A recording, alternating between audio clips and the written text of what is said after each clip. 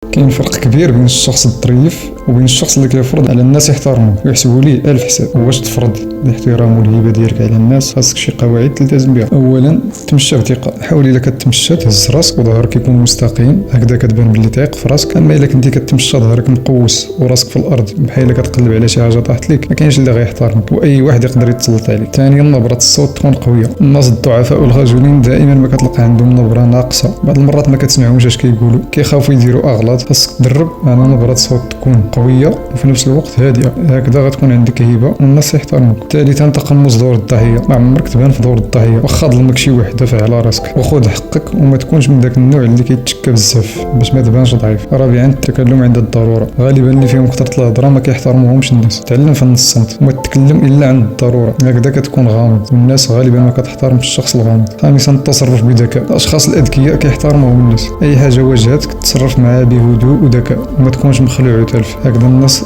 تقرب منك وتحاول تتعرف عليك. سادسا الكاريزما، الناس غالبا ما كيحترموش الشخص اللي عنده كاريزما قويه، وممكن اي واحد يخدم على راسو باش تولي عنده كاريزما قويه. خاصك اولا تصالح مع ذاتك وتقبلها كما هي باش تكون طايق في راسك، وتثق في راسك باش تكون كتهضر مزيان، وخاصك تهتم بالمظهر ديالك. سابعا تكرار الاعذار، ما تكونش من داك النوع الا كيدير شي خطا كيعتذر 100,000 مره. الا درتي شي خطا صغير او كبير اعترف به واعتذر مره واحده، هذا الشيء كافي. ثامنا الالتزام بالوعود، الناس دائما ما كتحترمش الشخص اللي كيلتزم بالوعود ديالو. باش تلتزم بالوعود ديالك نصيحه، ما عمرك تلتزم بشي حاجه وانت في قمه الفرح، وما عمرك تاخذ شي قرار وانت في قمه الغضب. تاسعا نصره المظلوم، الناس دائما ما كتحترم الشخص اللي كينصر المظلوم، ومؤخرا ولينا من النادر فاش كنشوفوا شخص كيتدخل باش يعاون شي واحد مظلوم. دائما داك الشخص اللي كتكون عنده الجرأه باش يدخل كيحترموه الناس، وكتبقى ديك اللحظه ما كتنساش. عاشرا كون رزين، الاشخاص اللي عندهم هبه ما كيبقاوش يضحكوا بزاف على اتفه الاشياء، كتكون الضحكه ديالهم قليله وفي الوقت المناسب. اخر قاعده التواضع، من تواضع لله رفعه، تعامل مع الناس سواسيه وكما كان الوضع الاجتماعي ديالهم